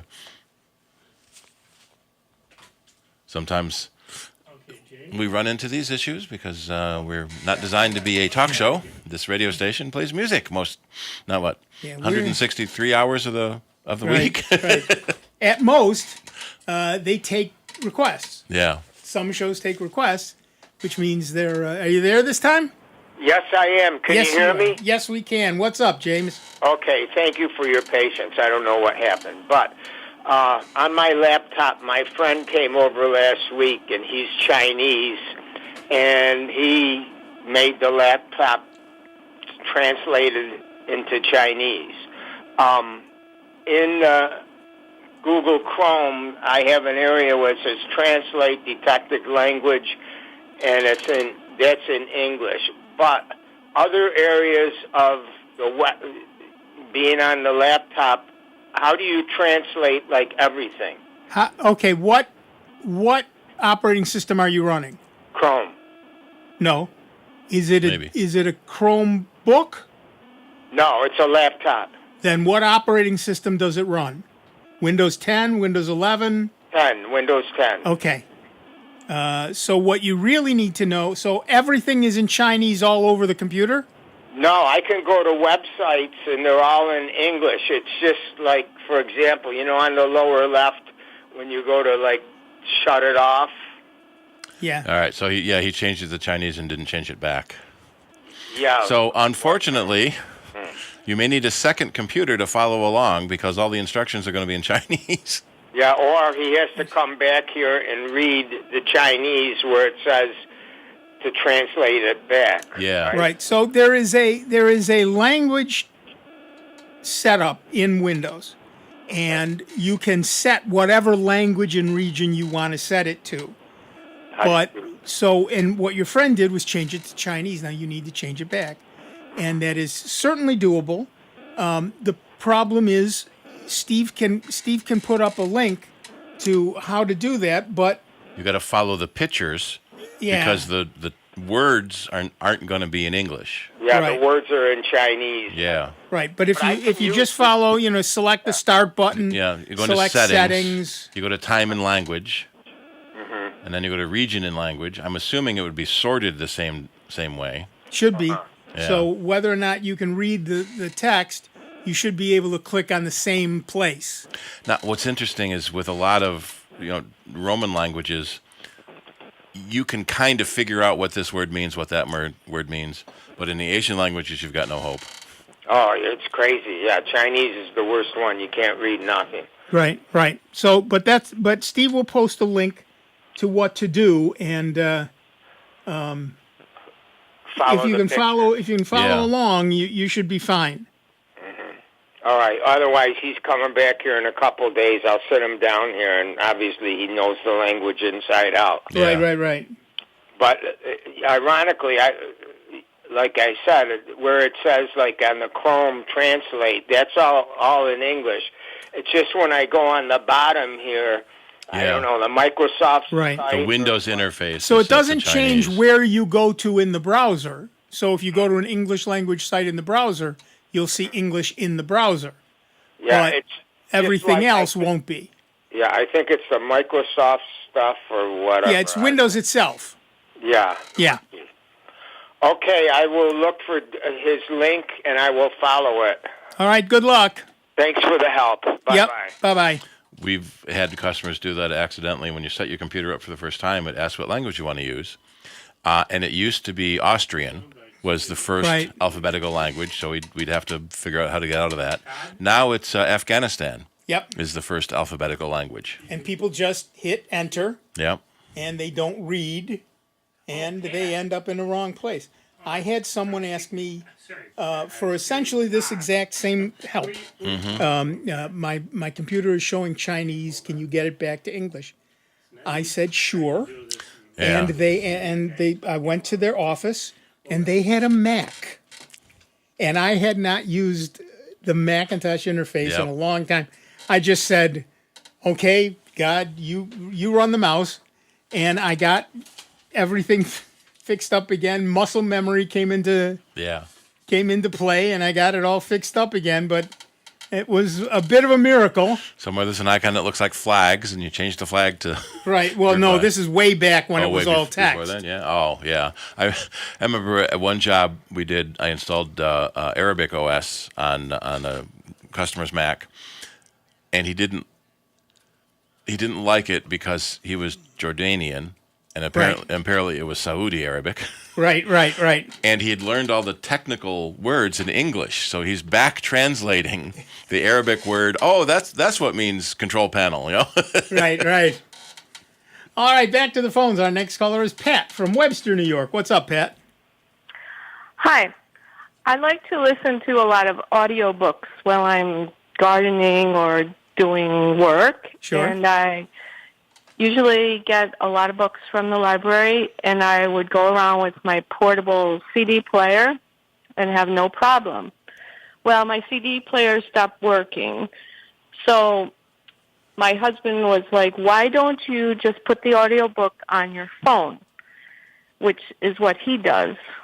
He gets the book from the library, and then he puts it on the desktop in iTunes and then puts it on his phone and listens to it in the car or wherever. Mm-hmm. So he tried, we are both listening to the same book. So he put the book on my laptop, and I tried to sync my iPhone with the iTunes, and the message comes up that an iPhone can only sync with one iTunes library at a time. Yep. And if I sync my iPhone with this iTunes library, it will replace the media from all his library on his computer. Correct. Due to licensing restrictions with the MPAA, you can only sync your phone to one computer. So your phone is already synced to a different computer. You can't sync it to this computer. So you have to go back to the original computer it was synced on to do this. But I think she said she put the stuff on her computer. Is that true? Yes. He transferred the book and iTunes onto my laptop because I didn't have it on there.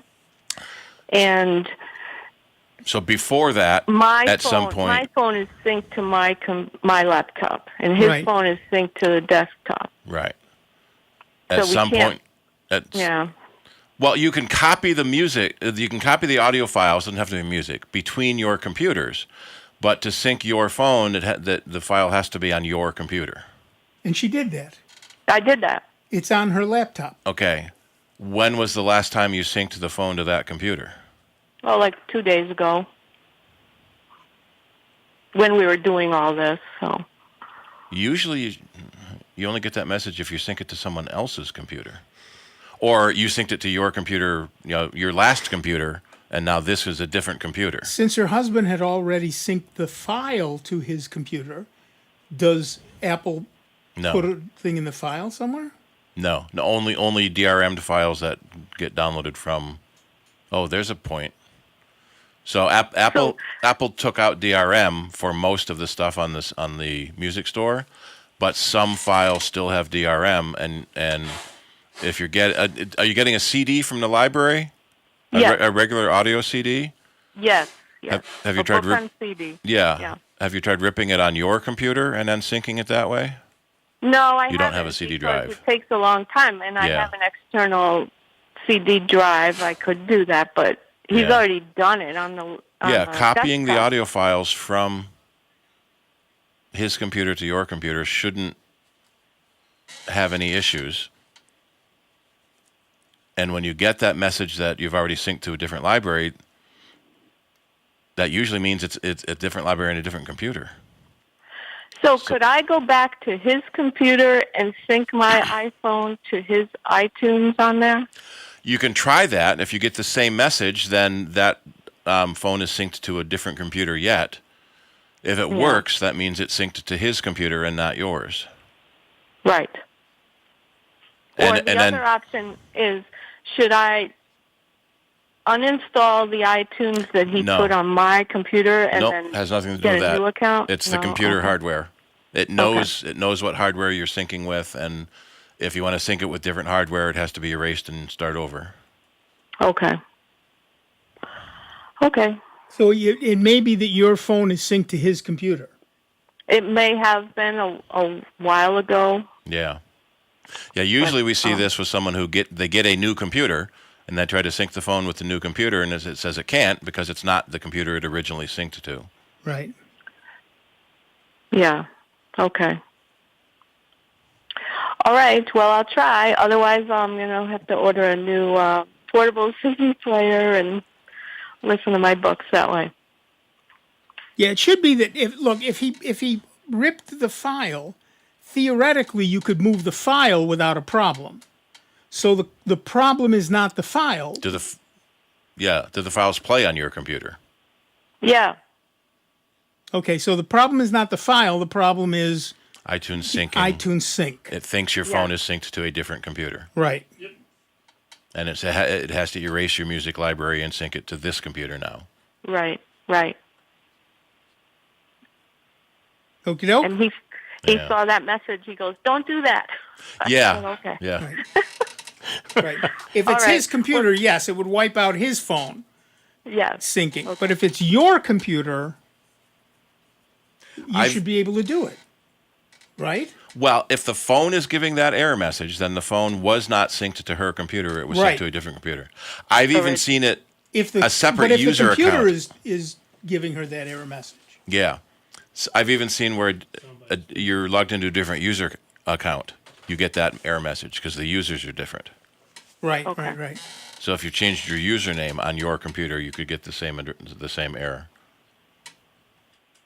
Okay. Well, thanks very much. All right, good luck. Yep. All right. Bye. Yeah, and these were all concessions that Apple made, 20 years ago now when they created the iTunes music store to be able to download songs.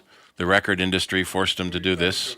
So because they don't want you plugging your device into someone else's computer and stealing all their music. Right. So you can only sync your phone to one computer at a time. Right. And that's, it's annoying for you.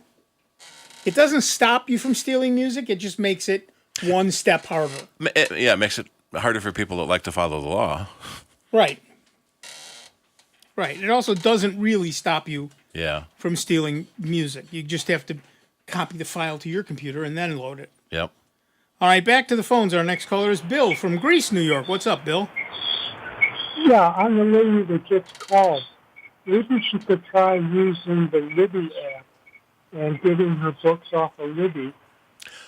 She can also go to the New York City Library and get an online account there. She's got good point. An awful lot of books that she can get on Libby and listen to.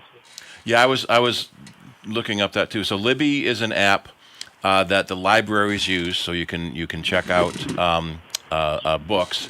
I didn't see an option to get an audio. You'd get an audio book and listen to it that way as well. And then you'd use the Libby app on the phone instead of syncing it to your computer. Yeah, I've been using audio apps for years. Yep. Like I say, if you go to the New York City Library, you can get an account there. Yeah. New York City, because they opened it to all New York residents, so you can get a library card and be able to get books out of the New York City electronic library as well. Well, not just and they could be ebooks or audiobooks. Right. I have found, interestingly, that not every paper book is available at the library, and there are artificial limitations on how many electronic copies you can have due to the publish. So I understand the book publisher doesn't like libraries because that's money they've lost. If 100 people check out a book at the library, then that's 100 sales they've lost. Right. But theoretically. How many times do you give a book? There's what was it? The aftermarket book. There was some law that was working through that was going to prevent you from giving a physical book to someone else. It was trying to make them buy that book. Right. And there's the whole thing about if they've ripped the cover off, you can't buy the book. Right. That means that the store reported it as unsold and destroyed, and the publisher gave them the money back for it. Right. So yeah, but yes, you can. You're right, Bill. You can use Libby here in New York State, and I don't know about other states. You can get a New York State library card.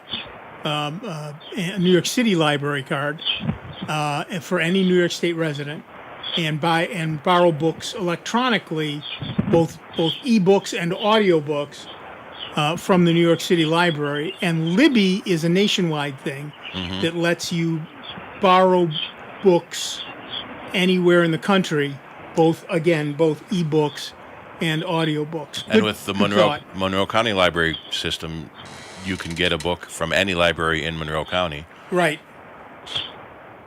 Okay, thanks, Bill. All right. I was trying to place that bird behind him. Parakeet, probably? Could be. Yeah, so there are lots and lots of ways, legal, legitimate ways to get ebooks and audiobooks without actually spending any money on them. We have a wonderful library system that everybody should take advantage of. There's another one called Hoopla, right? Hoopla, that also does DVDs and newspapers and magazines. Yep. So, and all of these are apps that you can put on your phone, and you sign up for them. I know that Libby and the New York City and Monroe County apps are free. So you can I don't know about Hoopla, but you can get any one of those and borrow books to your heart's content. And it works very much like the library system for physical books. If the book is out to somebody else, if all the copies are out to somebody else, you can't borrow it, but you can get put on a wait list, and when the book comes in, you get it. It works almost identically to the physical library system. So it's easy enough to join. It's easy enough to be part of, and you can read to your heart's content on your phone or your e-reader tablet sort of thing. I'm reading a book now, The Curious Case of Rudolf Diesel, who created the diesel engine. He died unexpectedly, and the two biggest suspects were Kaiser Wilhelm II and John D. Rockefeller. Nice. Or maybe they were working in concert. Yes. Who knows? All right, that's it. That music tells us we are done for this week. I want to thank Dave Enright. I want to thank Steve Ray. I'm Nick Francesco. I really want to thank everybody who called in. Excellent questions this week. And we'll take a look at a couple of the things like getting our station on a smart speaker. But yeah, feel free to join us tomorrow night at 9 p.m. It should be a lot of fun. It usually is. And we will see you next week with a whole nother 2-hour segment of the longest running computer show in the known universe. That's SoundBytes right here on member-supported Jazz 90.1. We'll see you in just 166 hours. Be good to one another, will you? Stardate July 6th. 3 tiny constellations